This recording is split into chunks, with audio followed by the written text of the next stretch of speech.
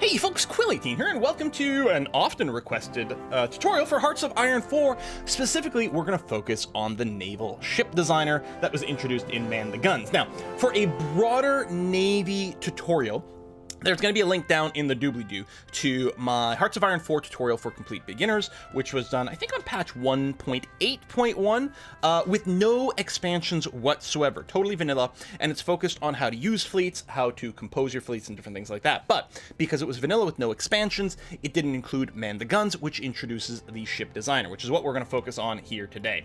So we're going to go ahead and start a new game. I am running on version 1.9.1 beta. It's the beta of the new patch, with all the expansions up to date, which includes up to La Resistance over here.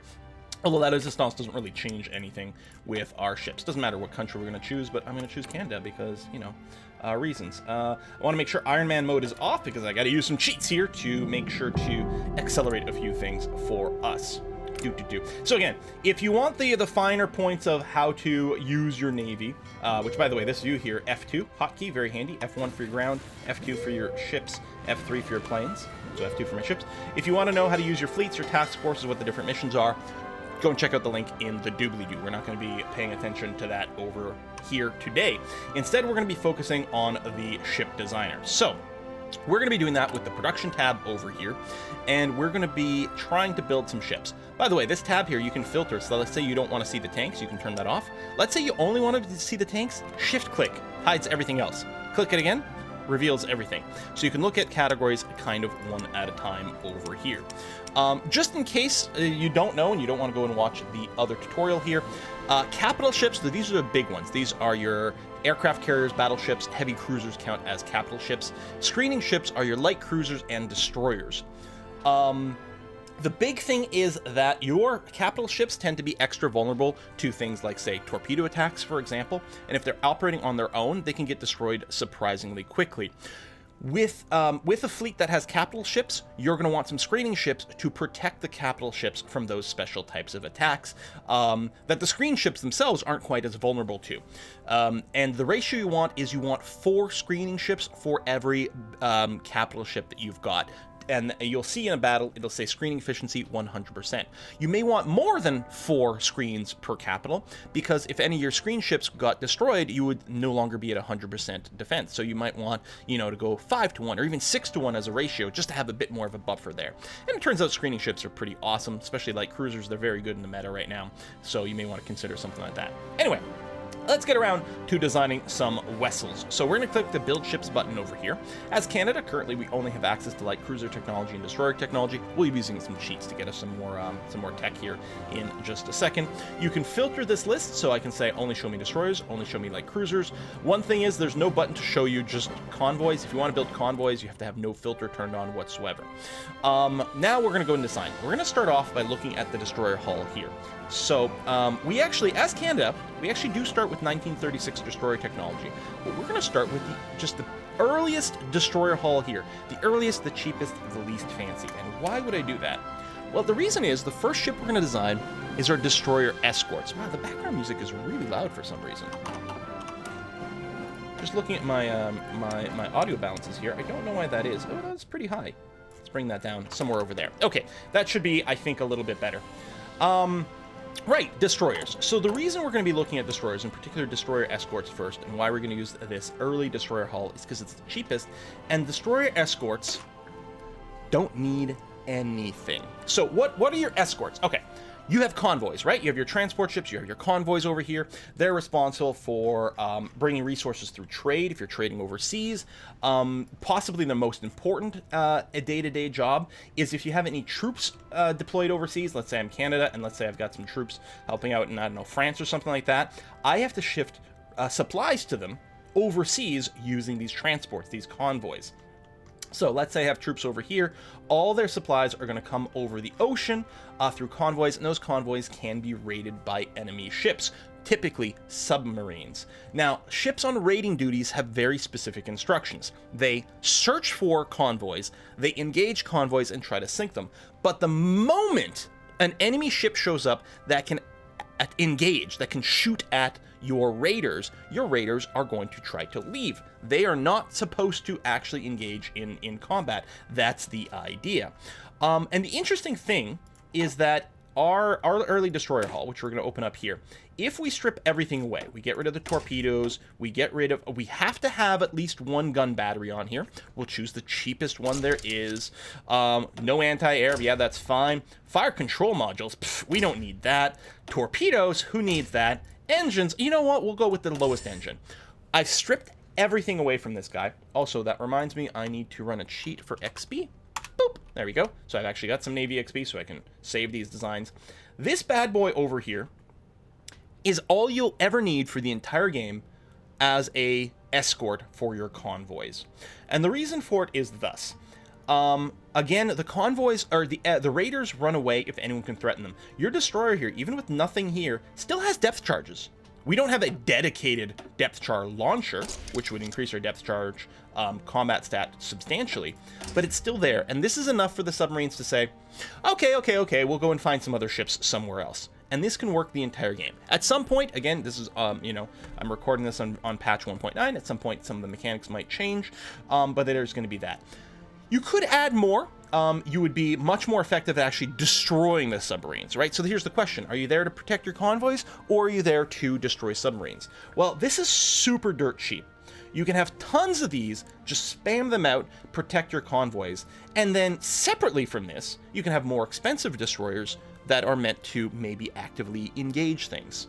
But this is great. Now, over at the top here, you can name your design. I am a big fan of starting the design name with the class of the ship. So a destroyer tag is something like that with a name, but specifically an escort destroyer is DE. This is a destroyer escort over here, and it's the, I don't know, the Salty Petra. This is the class of the ship. This pull down is for the names of the ships. You can rename your ships whenever you want, but this is the default names that they'll get created from.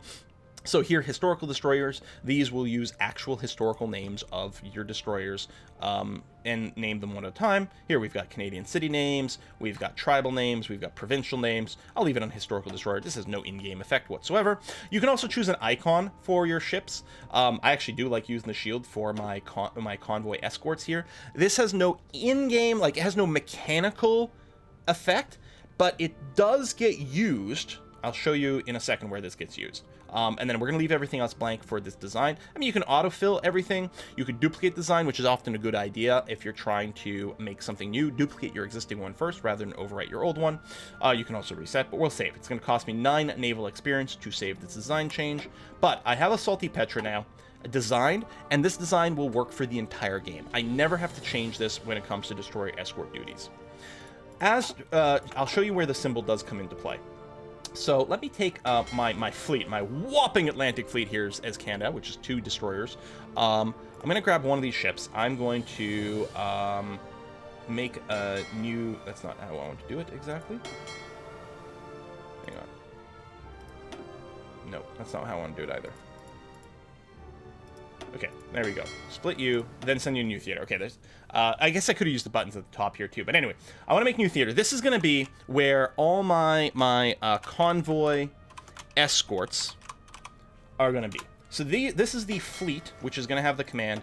Well, the fleet gets assigned to sea zones.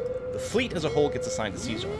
Your task forces run the same sea zones as your overall fleet command, right? Your fleet determines where you're going to operate. Task forces choose what they do. Different task forces could have different missions in the same sea zones, but of course we're going to have convoy escort as our duty over here. So these guys will move around over there and do that. One of the things you can do is you can set up the task force composition editor. And this lets you put in a request like, listen, I want this task force to have 10 destroyers in it. And you can choose a symbol for it, right?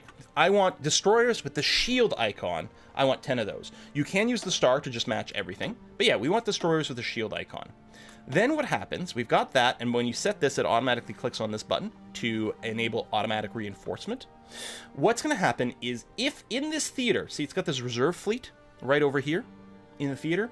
If this task force isn't at 10 destroyers, and there are destroyers waiting in the reserve fleet over here, this task force will automatically grab those destroyers and assign it over here.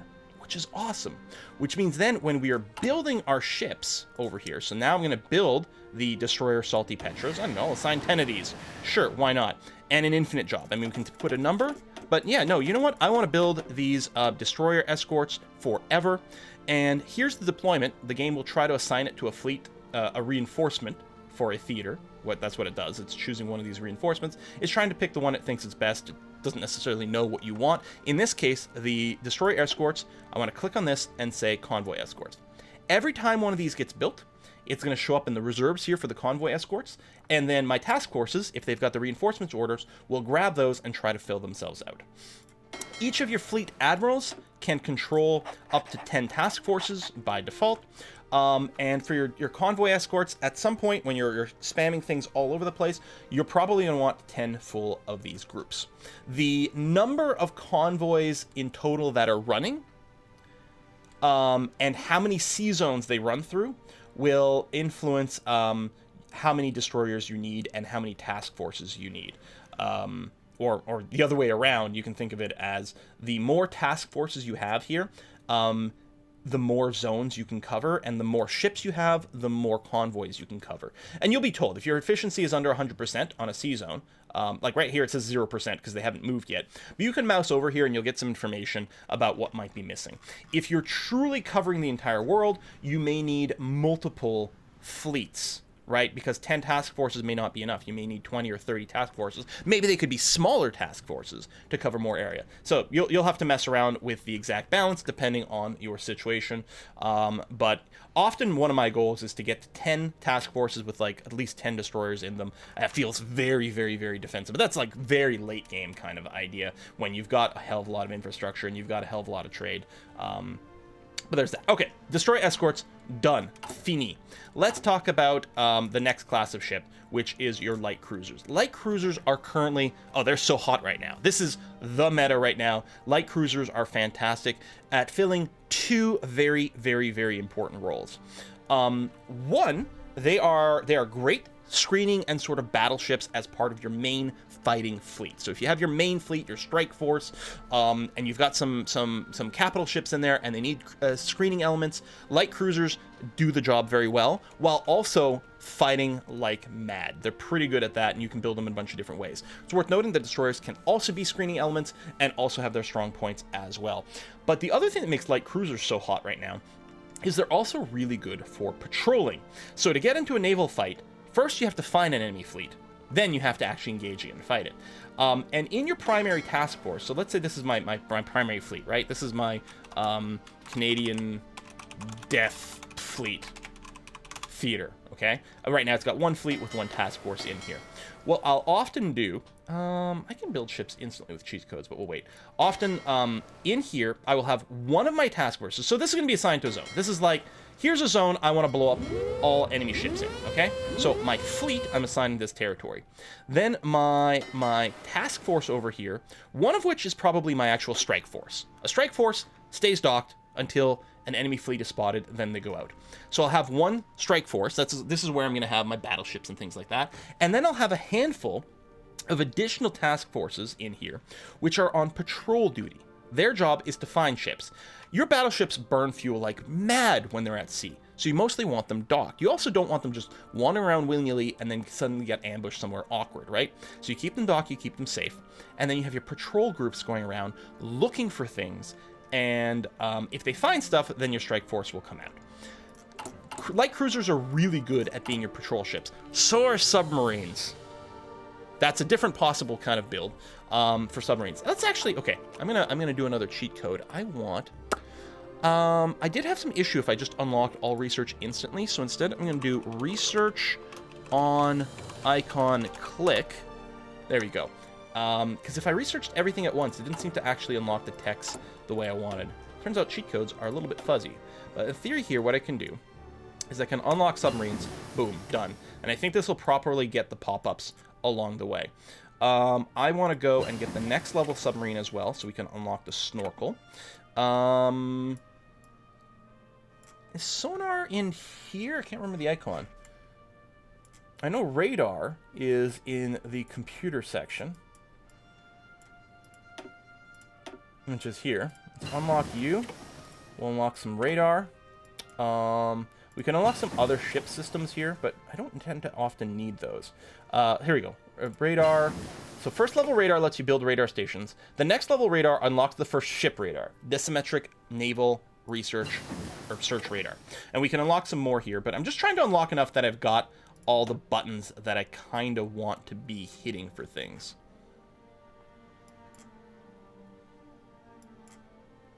Oh, there's sonar. That's right. It's under the destroyer section, but it's there.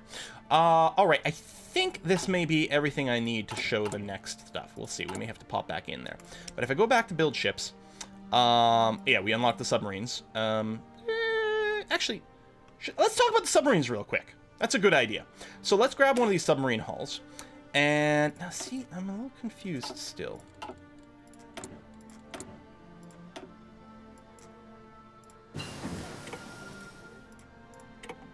Unlock those.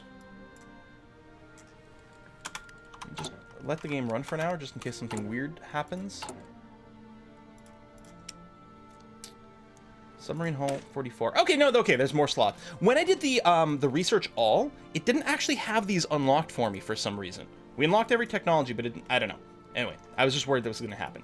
All right, so this is a 1944 submarine hull. And generally speaking with subs, you do want the best version that you can possibly run. But, I mean, you can have good submarines before this. In fact, for a lot of people consider the 1940 hull for most ships to be the most efficient. The 44 is a lot better, but the costs go up. Look here. So this needs 1 steel, 2 steel, 2 steel. So the cost doesn't even go up from a tier 2 to tier 3. Tier 4 needs 3 steel and a tungsten? No, chromium. That's much more expensive. So you can focus on that. Anyway, all right. Submarines. So in my opinion, there's at least 2 classes of submarines you may end up with. Might be 3. One class of submarine you're almost certainly going to be running is some sort of raider submarine. I think is SSA is like an attack submarine code. I don't know. SSR, submarine raider, could be SR. Sure. I know SSR. This is the soggy baguette. There you go. This is our class of ship over here. Name conventions. I don't know. We'll name you after cities. Sure. I like using Skull for my raiding ships, but again, this has no real mechanical impact whatsoever. For your raiders, you're going to have to do a bit of a decision. Do you want a snorkel? A snorkel reduces the visibility of your sub, so you don't get caught as much. That's great. A radar increases your ability to detect other ships, so you can find convoys more easily. There's a couple of, and you can't have both, so you're gonna have to choose which one of those two.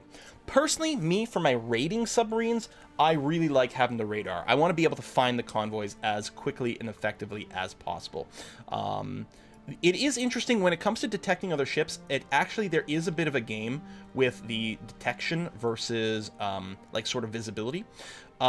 If you can see enemy ships before they see you, you can avoid them. So submarines with radars do still have an edge to avoiding some of the intersection if they don't want to be caught out. Other than that, I think I would put the best engine on my raiding submarines, because if they spot a fleet, you want to be able to close in on them before they can run away. Currently, we have no attacks whatsoever. Clearly, we're going to need some. There's a dedicated torpedo slot over here. And this is one of the areas that I did go to the internet, and I can't find a definitive, people have tested this to find the optimal situation. Convoys are weak-ass ships. In theory, you could go with a single level 1 torpedo slot over here to dramatically save on production cost, and this would be it. I mean, we could add more torpedoes. Like, we could go and have 3 sets of Type 4 tubes. Massive amounts of torpedo attack. We just sink things, like, in seconds. It's very good. But this costs 1120 production. Alternatively, we can strip those off. We could even decide to strip this down to the bottommost tube here and have a production cost of 780. This is substantially cheaper. Substantially cheaper. This is 25% cheaper than the other one, which means we can have 33% more of these submarines in the sea at any given time. They will kill the convoy slower. This might give more time for your opponents to get a fleet in there and scare your submarines away. Or even worse, maybe even catch them and you could lose some submarines. I don't know what's better. I'm sure there's going to be some opinions in the comments. I'm very much looking forward to it. I wasn't able to find a really strong, definitive answer one way or another as to what you would do. I might do like a middle ground. I might say something less than I'm only have one torpedo tube, but I'll have it be the best, because sure, why not? Split the difference. Maybe that's the worst of both worlds, or maybe it's the best of both worlds. But overall, I would say I would put the best radar, the best engine, and then make some sort of decision about your artillery here situation. I think I'd like to have more of these subs than anything else. So I'll do the one slot maxed out, but that'll be it. So again, I'm splitting the difference. That may be the worst possible solution. I don't know.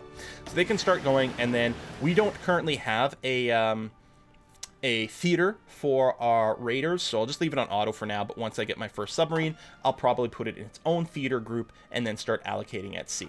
Now, your submarines can do other things as well. You can use them for patrol duties because they're hard to spot. They could potentially spot other fleets, tail them, report their position back to your strike forces, and do that. In which case, I would probably use something very similar to what we just did here with the Soggy Baguette.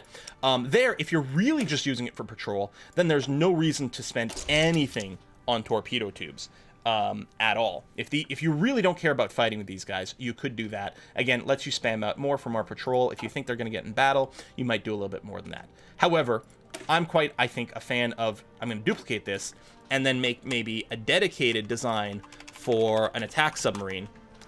This is the I don't know, the Angry Beaver, like that. And for this one, I would give it maxed out torpedoes everywhere. And then the decision comes a little bit more snorkel versus radar. The question is, are these submarines going to find the enemy by themselves, or are they going to be dependent on other people doing spotting? The snorkel decreases your visibility, which can help you in combat, because your ship could be involved in battle, but still not yet spotted. It's going to depend a little bit maybe on enemy radar situations and other things like that. My attack submarines, all my ships that are meant to like actually engage enemy fleets, I tend to just give them the battery icon, but that's a personal preference. So you could do something like this. I mean, you know, better snorkel would be better. There might be other modules that we could unlock for this as well. But there we go. So I might do something like that if I was going to use my submarines in attack. You can see they're quite a bit more expensive. But who knows? Maybe it turns out that the fully kitted out Angry Beaver, and again, you could even consider using an earlier hull as well. Like, does it make sense maybe to use the tier 1 hull with a maxed out engine for your rating? I mean, again, you need to at least be able to shoot something. Oh, the problem with the tier 1 is it doesn't have room for a radar, which is pretty bad. Tier 2 doesn't either. Does tier 3 have it? Tier 3's got it.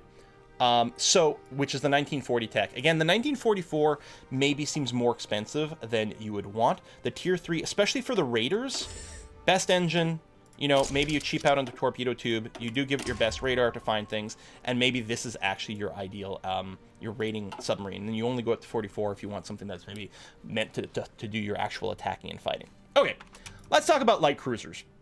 And let me go ahead and unlock more technologies. So we'll go up to, tell you what, we'll go up to the 1940 cruiser hull over here. That's going to be okay. We'll unlock their armor scheme, so we have access to hitting those buttons. We'll take a look at the improved airport, the catapults.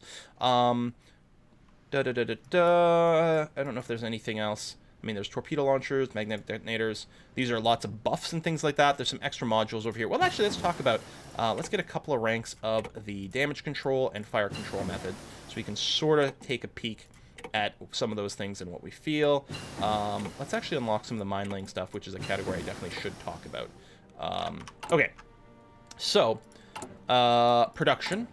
This menu over here, light cruisers. So there we go. We have the sort of pre-war hull, 36 hull, 40 hull. So tier 1, 2, and 3. Of course, there's a tier 4 as well. Let's design the tier 3. So again, there's going to be tons of stuff unlocked over here. You can see there's a lot of modules available for your cruisers. Now, this is a light cruiser. It's not a capital ship. So this like diamond here with the X, that represents it's a screening ship. And this you know, they operate differently. They get targeted differently. And they have different balances in combat. So the destroyers, well, everything that's not a capital ship is a screening ship. I don't know if submarines count one way or the other, though. Well, they're not a capital ship. I don't think they count as a screen, though. They're a special category. So anyway, cruisers, there's two major categories of cruisers that you're likely going to design. One is a category that's going to be fighting as part of your main strike force alongside your battleships or whatever, and this is going to be fully geared to the teeth. The other category, and there's going to be subvariants like maybe one with more anti-air or different things like that. But the other category, the one we're going to do first, is going to be a patrol ship. So again, you can patrol with submarines. It's very interesting because they're sort of going to be sneaky. But we can also patrol with light cruisers, and they're very good at that sort of thing. Obviously, we're going to want the best possible radar for this, which is going to boost our surface detection. This is not our sub-spotters over here. This is just to find other fleets that are patrolling the area. I would say you probably want the best engine on that as well. After that, what do you want? Well, I mean, we could add armor, but that's going to add to the cost. I mean, this is already a lot more expensive than those destroyers and submarines, right? 2,600. If we go and add big armor, oof, an extra 500. Oh, it's 20%. Yeah, well, there you go. I was trying to do math. It literally just adds 20% to the cost. 10%, 15%, 20% for the armor. That's pretty expensive. Extra guns? Well, this ship isn't necessarily meant to shoot people down. So what else can we add? Well, what we can do is, not in every slot, but aircraft facilities. This can be a very, low-rent aircraft carriers. If we add aircraft facilities, we can add these float plane catapults over here, which just have different cost and efficiency. But you can see what they're doing is they're increasing our surface visibility. So this is giving us 10 points of surface visibility. That's a huge boost. And some submarine visibility. The idea is, what we're doing is we're launching seaplanes from our ship here to patrol a broader area. We can add another line of that. And we can add another line to that. And we can add another line of that. So this one can fit up to 4 of these bad boys. I think there's nothing else in another category. But now we've got 71 surface detection and 15 sub-detection, which is going to be, it's going to do some math with sub-visibility and different things like that to see how easily it's spotted. This thing, while it's not particularly good in combat, and we can give it a gun, just a token defense, but it's really not meant to fight. It probably is not a bad idea to have something. We'll go rapid fire. So these light batteries are good against shooting light ships. There's your generic light battery, and then there is the cruiser version, which is just better. So it's 100. If we compare, this is a tier 2, 120 cost. This is, okay, 225. It's a lot more. But I mean, it's less than twice. It's about twice as expensive, but it's like 3 times as much light attack, more than twice, nearly 3 times the light piercing as well. It does slow you down a little bit because it's heavy, but it seems worthwhile. It's probably not a bad idea to do that. Fire control systems are interesting because they do give you a little bit more attack. I think some of the higher ones might hurt your reliability, which is an important number over here. I don't think we've got anything that's showcasing that right now, but reliability is like just random breakdowns that can happen all the time, which can cause you to, ships need to be repairs or just lost entirely. And you may want to avoid anything that lowers your reliability. Also, anything that tweaks your ability to resist critical hits and things like that is very valuable. So, I mean, we might want to consider adding a hydrophone on here for more sub-detection. Not that we have depth charges. We actually have 0% depth charge here, but if this is supposed to detect, it might be worthwhile. And yeah, so you make a decision as to your gun and anti-air situation, if you're going to have any of that whatsoever, for your cruiser patrol. I think there's a lot of various ways that you can think about it. So this is a light cruiser. This is a patrol version, for example. We could give it a funkier name, but we'll do that. So there's that one. And obviously if you're doing a variant, if we duplicate this and you're doing a battle variant, then it's just then just grab the best guns you can. Probably you're going to want to focus on your best light weapons that you can pack onto your vessel here. And the reason for it is, there you go, light cruiser, battery, and then probably fill out these rest. Light attacks target light ships, screening ships. If you focus heavily on light attacks, you will shred the hell out of all the screening ships. Which then means that the capital ships are vulnerable to torpedo fire, which is big. But not only that, even though these aren't particularly heavy weapons, we should talk about the anti-air a little bit at some point too, but you probably want it on for this, as well as your max armor, and we don't actually have any modules unlocked for everywhere. What's interesting is, so this will preferentially target light ships, but even after they finish light ships, these will then turn and start attacking heavy ships. And you can potentially stack enough piercing on these things to go through some of the heavy ship armor. Now, I don't know if 5.5 will do it. These are only the tier 1 light cruiser weapons. If we unlock some more, let's take a quick look at the technology situation there. So that would be, yeah, so these are the light batteries, light ammo, I think.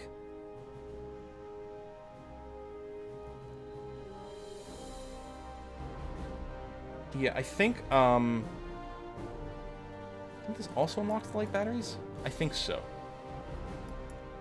And then medium and the heavy over here. Casemate secondaries. This is quite handy to put the extra secondary weapons on the back. Anyway, I think that's okay. Let's go and take a look at the heavier stuff.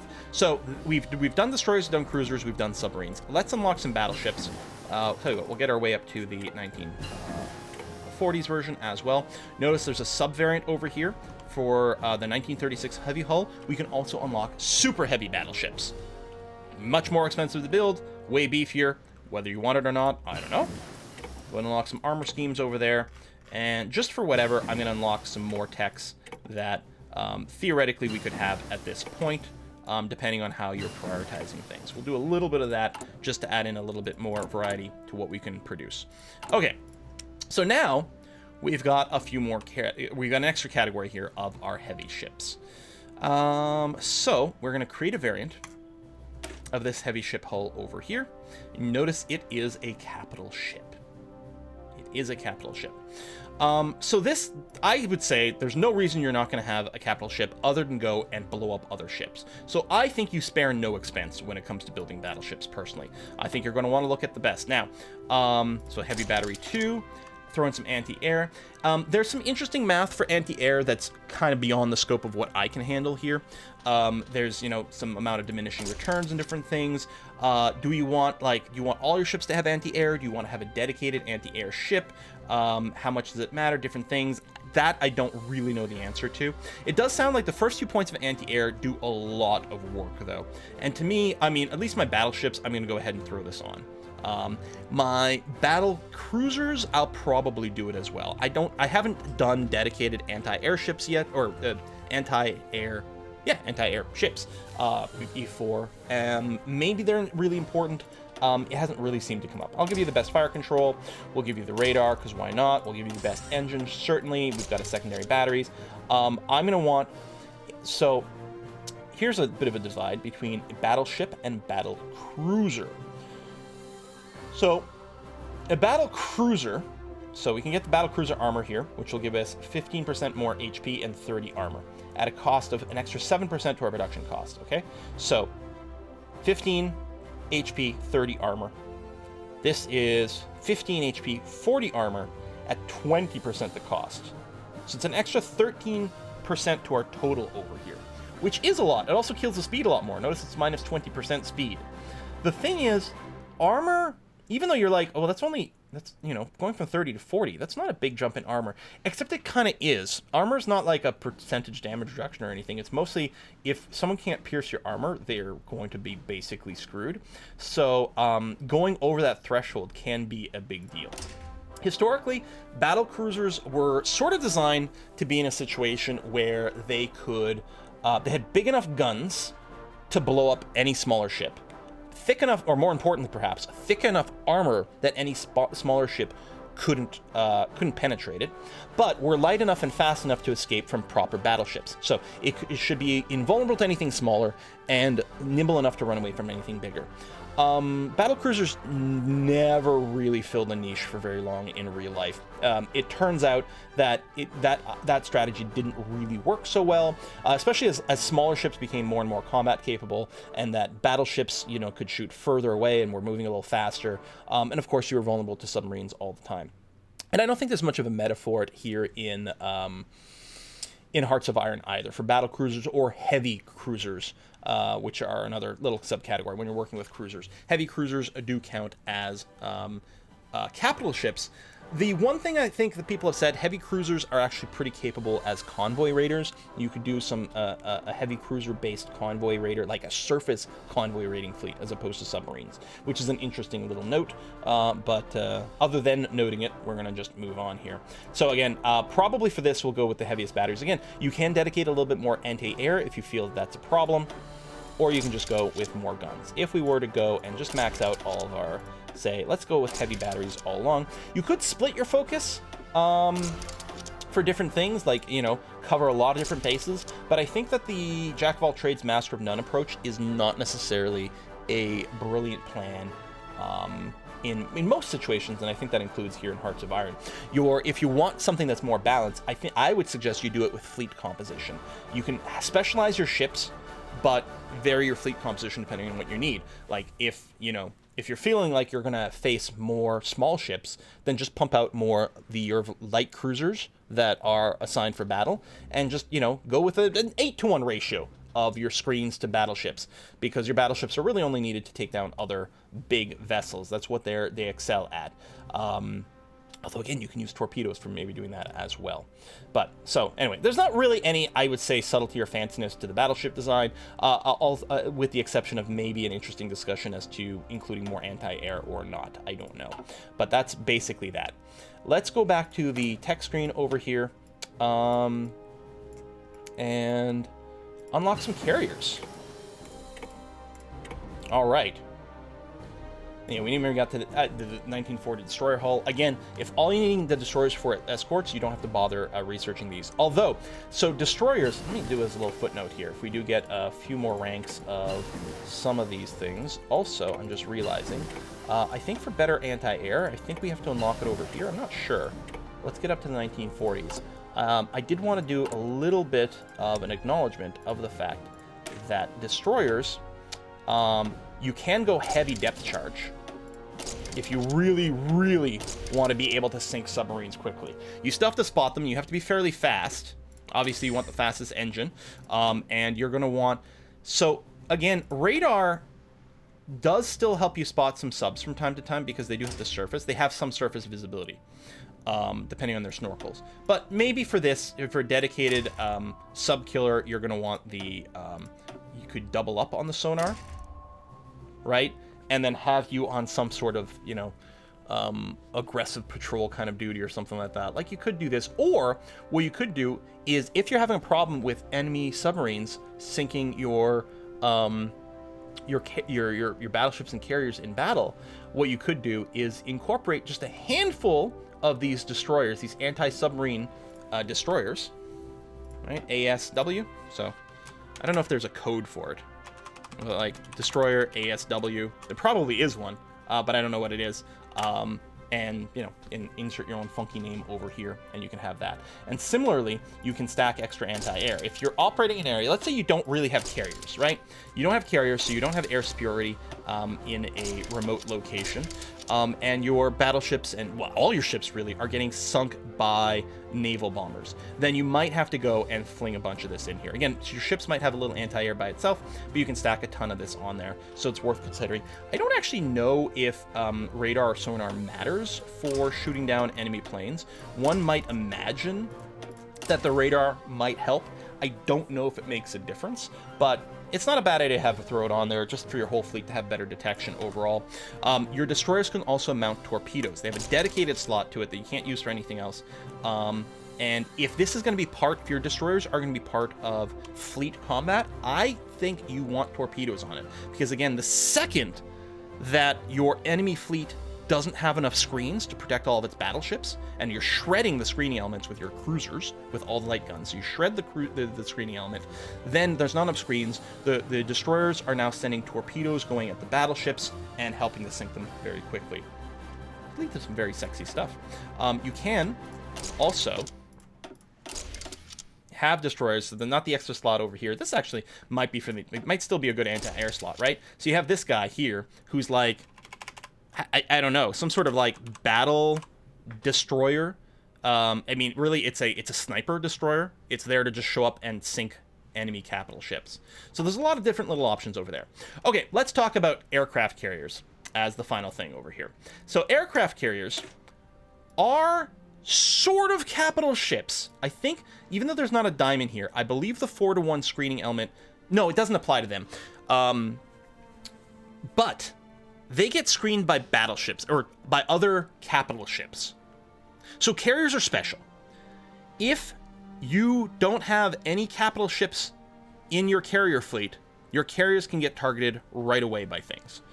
So as long as you have a battleship, a battle cruiser, or a heavy cruiser in your fleet, they will protect your aircraft carriers. So it's a funny little thing that they get screened by capital ships get screened by screening ships. And it is important to note. So you don't want to have a fleet that's just carriers and some light cruisers. That would go badly for you.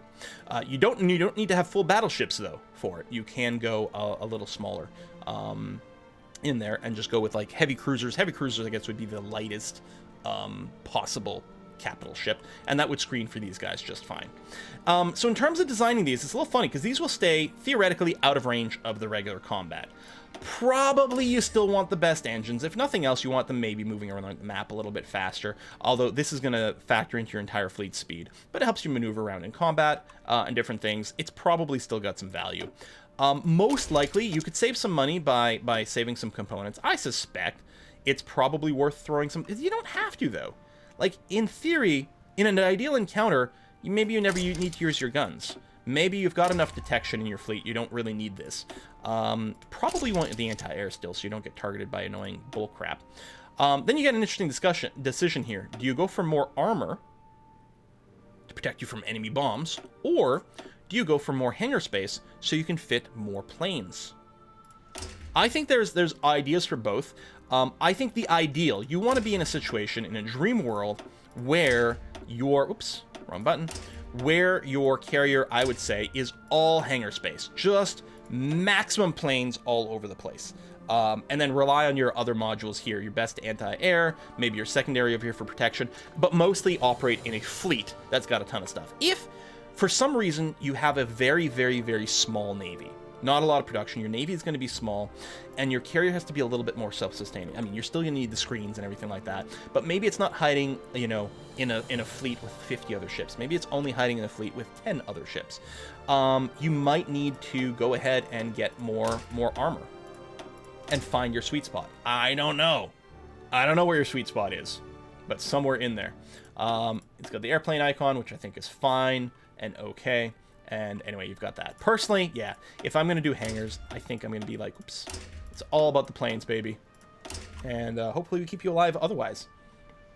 So there you go. You've got that. Now, I think when you queue one of these up, yeah, there you go. You can also assign what its air composition should be. So this is a special thing with just the carriers here. You can tell what kind of planes you're going to want on there. You can change these after your aircraft carrier is in the field, but you can do it ahead of time.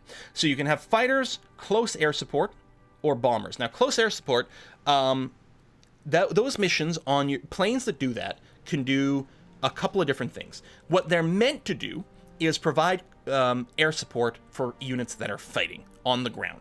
They fly over, they're strafing enemy units, they're dropping some bombs on tanks, that sort of thing. That's what the CAS role is primarily designed for. They can also participate in naval bombing runs.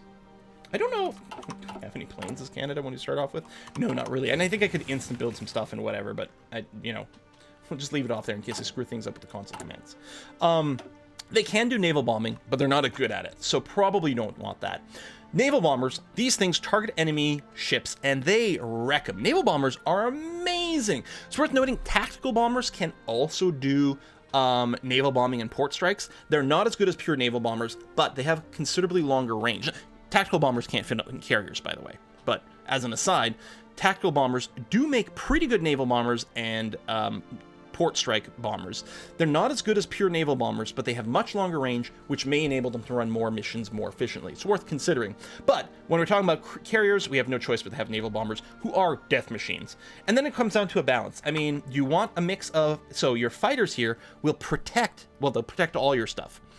Fighters on interception missions will attack other fighters, which otherwise might be trying to shoot down your naval bombers. Fighters on... Fighters on air superiority missions will shoot down other fighters. fighters on interception missions will shoot down enemy bombers, i.e. naval bombers. And of course, you can have your ships on both missions at the same time. So you want the fighters to protect your naval bombers.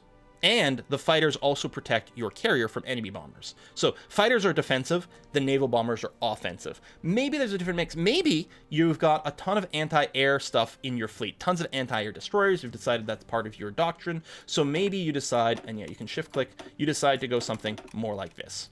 I don't know. I usually just leave it at the default, which I think is fine. In some situations, it might be more conservative than it has to be, but it's not bad. I mean, maybe a 30-50 mix, but certainly the safest thing is probably to keep it balanced. If you do have an opinion about the mix of ships here, and especially just carrier building in general, I would love to hear it. One of the things, because of the scope of the game and the countries that I often play, often I don't have time to really build a lot of carriers. Really building light cruisers comes up a lot because big or small, you're going to build a lot of things, a lot of destroyers and light cruisers. Because even if you're big, you're going to need those as screening elements for your real fleet. And if you're small, your fleet might simply be light cruisers and destroyers for escorts. And let me tell you, there's nothing wrong with that. We had some very successful runs in a few of our games that never built capital ships. Okay? The destroyer escorts, I built to escort my convoys, and then everything else I did was basically two flavors of light cruisers. The patrol type, which are there to spot things, and the battle type, which is there to kill things. And it works really well. It's not going to necessarily stand up to a proper fleet with, like, carriers and battleships, right? But everyone else is just going to fall over. And I still think you might be able to do some sort of action against capital ships if you just throw in some torpedo destroyers in the mix. So then again, use your light cruisers to shred the other screens, and hope your torpedo destroyers, or maybe submarines, can finish things off. I've done great success with that. It's really, really wonderful. So anyway, there's sort of the look. I think we sort of dealt with all the different ship types. What am I looking for? Production. So the different categories over here.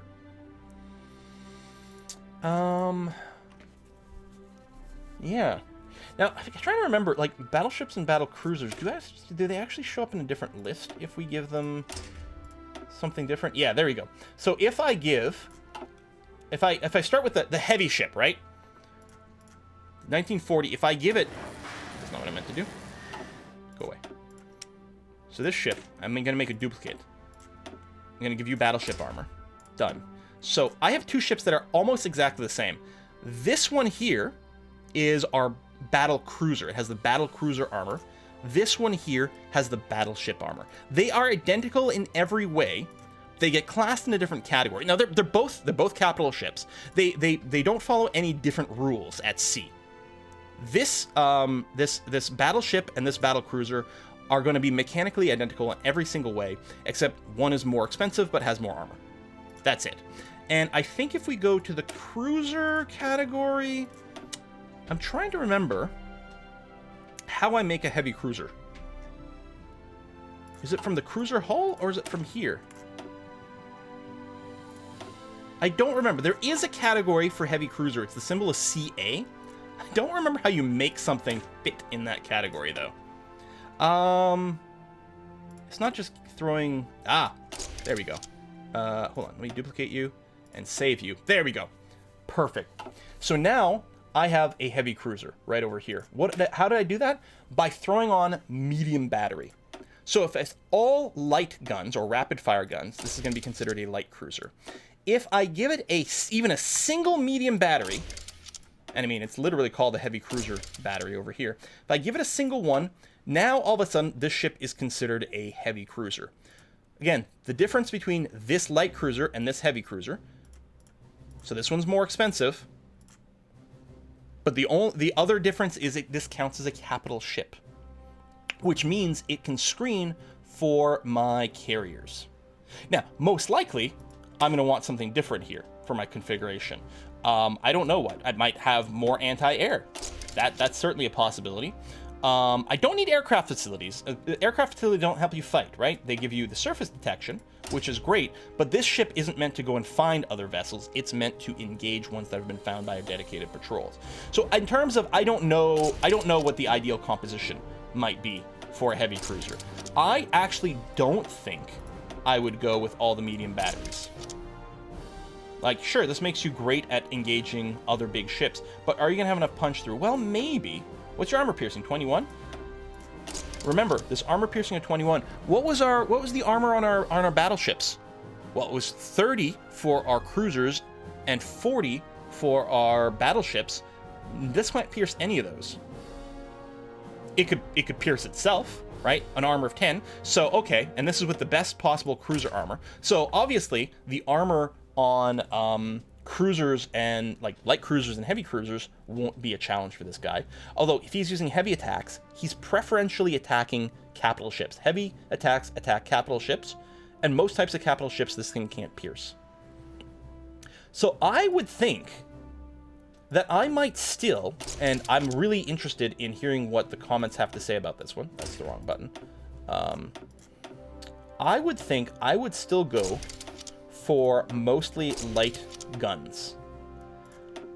I would have one set to medium. If I needed this to count as a capital ship, because if I'm trying to make the cheapest possible ship I can to screen for my carriers, I would go with something like this. Also, there can be some interesting, again, combination of traits that could lead this to be a really good convoy raider. In which case, what we'd probably do is, I would suspect that might be a case where you load up a bunch of aircraft facilities on here so that you can spot convoys a little bit easier. And then you may not need more armor, right? Like, it's an interesting question. Like, how much armor do we need on this? What are we going to get targeted by?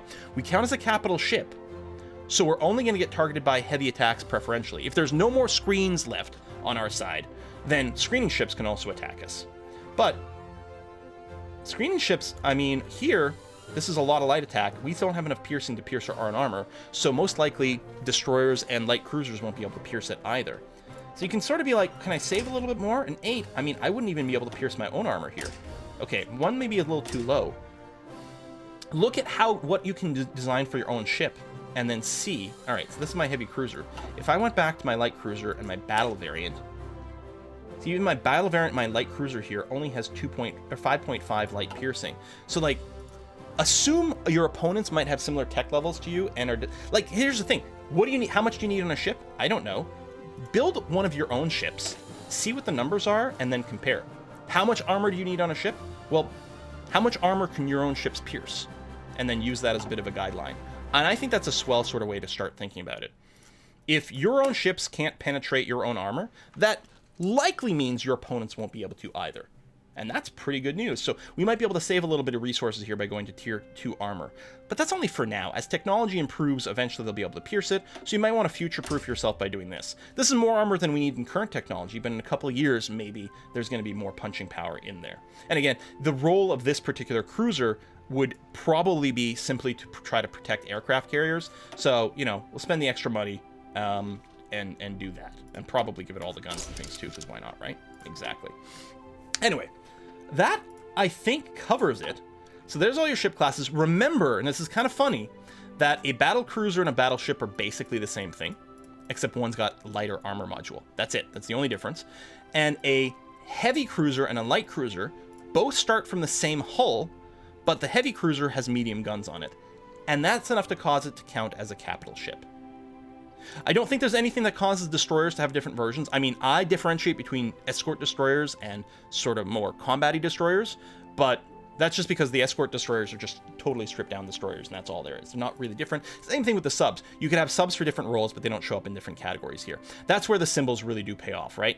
The Angry Beaver here has the battery icon versus the Soggy Baguette, which has the skull icon, because this is what I think about for my rating. And then use those little codes to kind of remind yourself what it is. Same thing with the destroyers, right? The DE, and then this one here would be, you know, again, are you building a DD anti-air destroyer? Sure.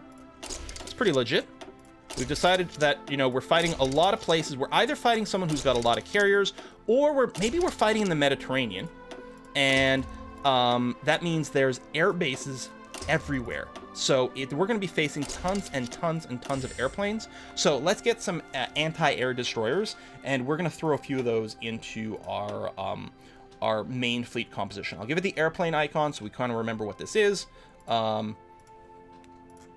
the fly swatter. Boom, done. There you go, little symbol and things like that. So I mean, there's no difference in the hull, and they can do all the same missions. I mean, every ship can do the same missions. You can have a battleship on convoy rating.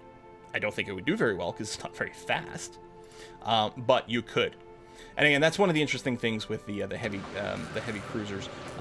They are fast enough. This heavy cruiser is still fairly speedy, could mount a lot of detection, and I have heard that some people use it for convoy rating. But personally, I love my submarines, and I'm just going to stick to that. We did not talk about the naval doctrine over here. Sorry, naval doctrine over here. There's 3 different categories that you can use. Most people agree that unless you're if you're a very big nation that's doing things with a lot of big ships, then you're going to want fleet in being. But otherwise, probably trade interdiction.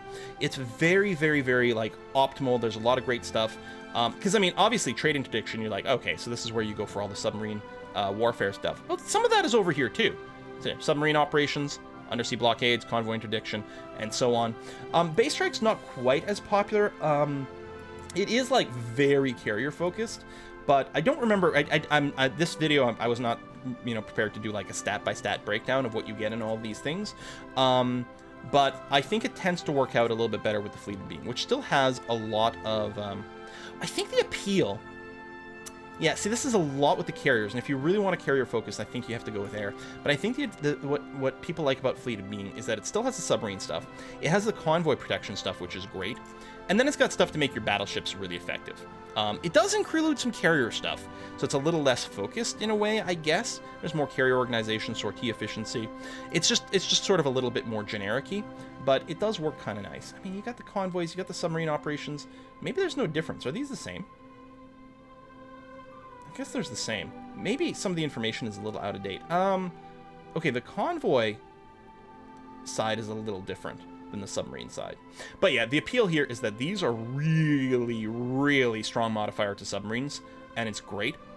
Notice it also helps with a lot of detection and things like that, which is great for combined rating operations. And we still get carrier stuff over here. We still get more boost to your light cruisers. I think that's one of the appeals here. I think there might be more boost to light cruisers in this tree than some of the others. And right now, light cruisers are considered to be very strong.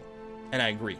I think they fill a lot of roles. And it's funny, and it's like, is it a flaw of the game balance in Hoy?